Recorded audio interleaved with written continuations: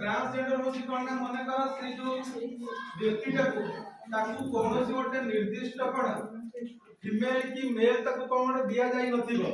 बा से उभयंकर गुण प्रदर्शन करथबो से हो हमर कोन ट्रांसजेंडर माने सब बेले माने पुओ है कि जन्म होला बेले पुओ ना ना सेमिति कहि बिरेन तो लिख दियो दिए बायोलॉजिकल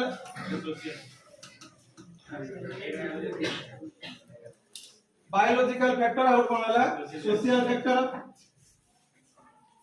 तो जेंडर तले केते प्रकार सोशल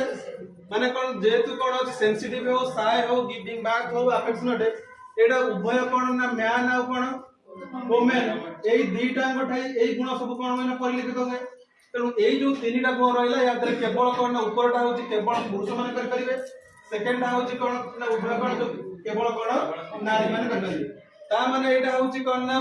को फैक्टर एटा बायोलॉजिकल फैक्टर